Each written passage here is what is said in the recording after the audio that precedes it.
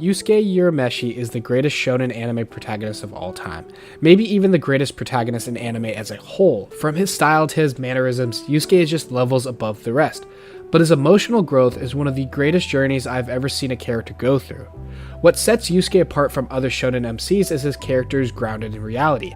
Aside from his demon origin and his spirit powers, his beginnings and tribulations are unfortunately relatable for a lot of people growing up. Yusuke grew up with an alcoholic mother and an absentee father. Never having a true sense of family, Yusuke entered his adolescence already broken. And what's sad is many kids grow up with this family dynamic and can relate to Yusuke. No one cared for Yusuke in his home life, so he acted out to get attention. He put on this tough guy persona because there was no one there for him. Everyone in his life saw Yusuke as a nuisance. The teachers didn't want him around, and they went out of their way to try and expel Yusuke. Even the kids at school are too scared to be associated with Yusuke in fear of being seen as a troublemaker as well. This made it really hard for Yusuke to connect with anyone, always feeling like an outsider. Yusuke went through life alone, and that made his heart grow cold. Growing up in school, I would often see kids that reminded me a lot of Yusuke, and I never had any sympathy or compassion for them. I just thought these kids had no manners and they're just being a nuisance. It wasn't until I was in my adult years that I could see that these kids were just like Yusuke, coming from broken homes and trying to make sense of the cards they were dealt with. But fortunately for Yusuke, there were people who refused to leave him alone. Keiko and Principal Takanaka. Keiko, being Yusuke's childhood friend, was the only one who knew who the real Yusuke was. She genuinely cared about Yusuke's well-being, and in turn she was the only person Yusuke truly respected. Then we have Principal Takanaka, who understands Yusuke's difficult home life and, like Keiko, wants the best for Yusuke.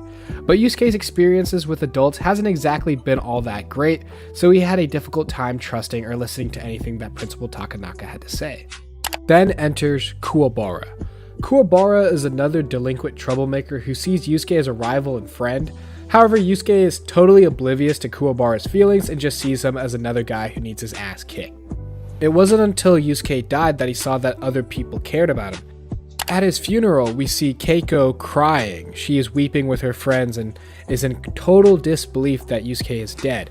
Principal Takanaka comes to pay his respects and just says, "If only you listened to me, you had such a bright future, it's so sad that you're gone."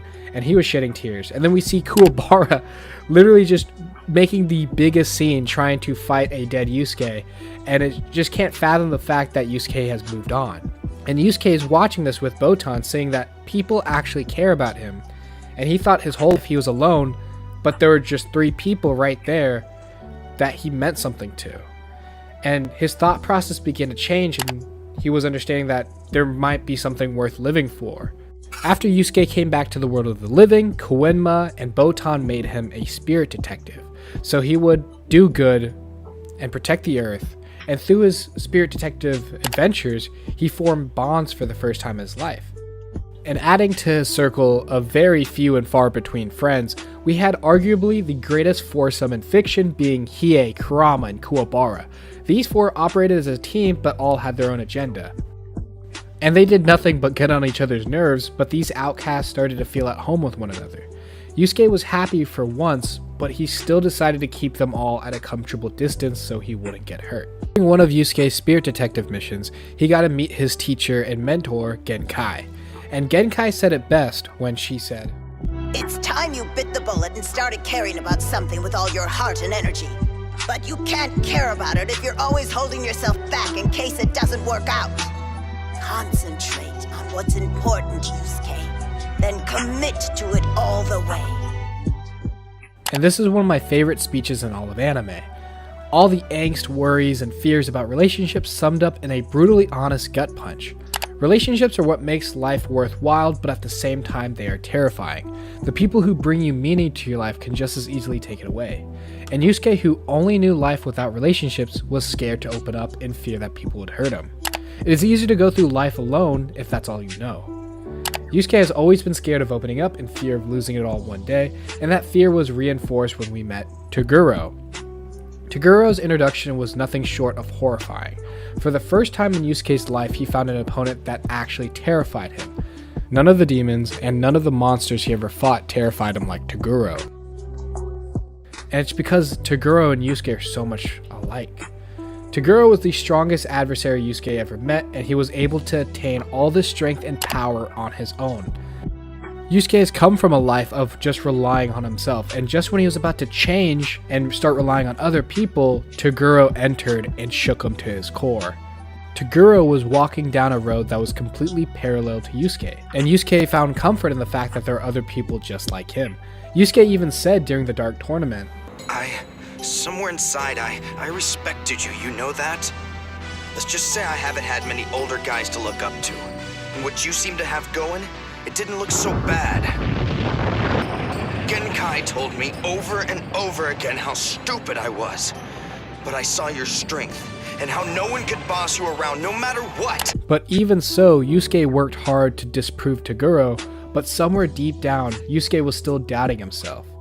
Yusuke worked so hard to get stronger and stronger, but Toguro was still looming over him. And all of Yusuke's self-doubt just revealed that Yusuke's main weakness is he couldn't accept himself. Yusuke did not like being perceived as weak, anything but that, so he would always put on this tough persona so others wouldn't see that he was actually cracking on the inside. But thankfully, we have an actual manifestation of Yusuke in Pooh. This cute, adorable little furball is Yusuke's real self. So Yusuke would act all tough on the outside, but it was Pooh who showed his friends his soft and vulnerable side, all of which Yusuke was terrified for other people to see.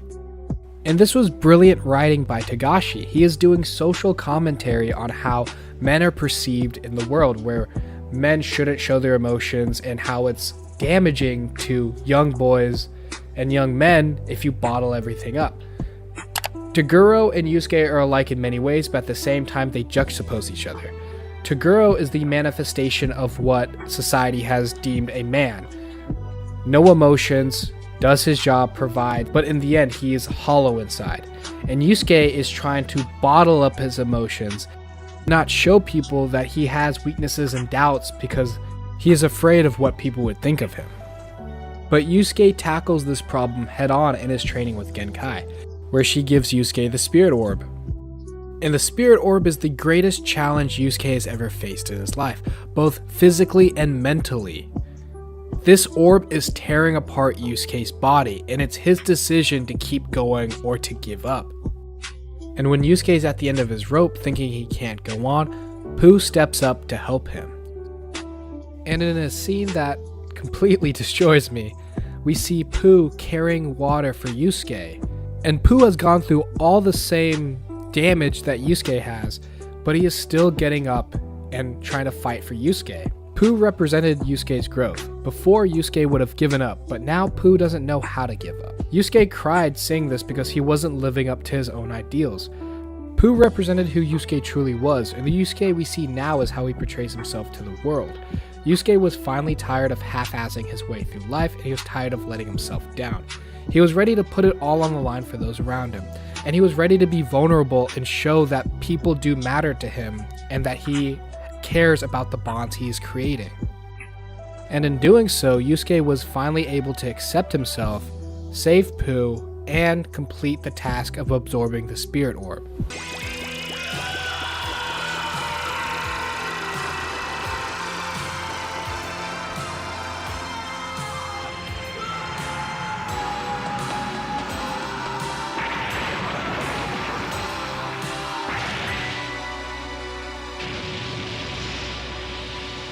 Unfortunately, good things don't last too long, because shortly after, Genkai was murdered by Toguro. And just when Yusuke found a semblance of who he was and accepting his emotions, Genkai died and he started to close himself off again.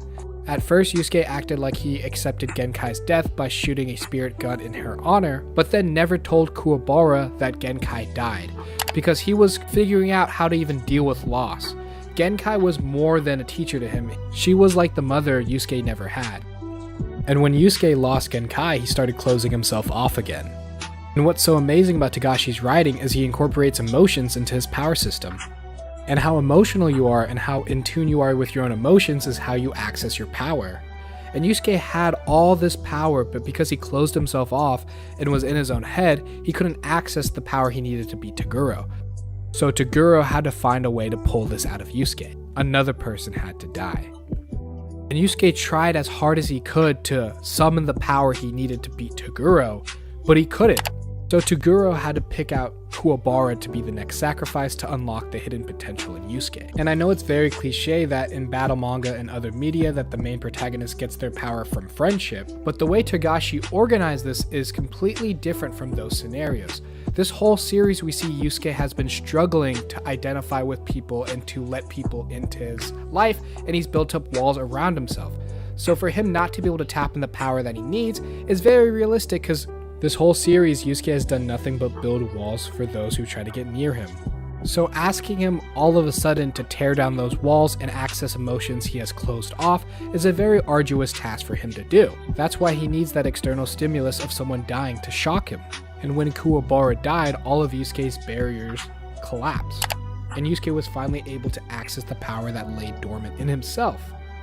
What's so great about this series is it undermines all these tropes that we thought would happen. I thought when Yusuke saw Kuwabara died, he would go on a rampage and beat Toguro. But after Kuwabara's death, Yusuke was the calmest we have ever seen him in the story. He is lamenting the fact that it is his fault that Kuwabara died, and he has to live with that for the rest of his life. Urameshi, I'm gonna mess your face up so bad the kittens won't even look at you.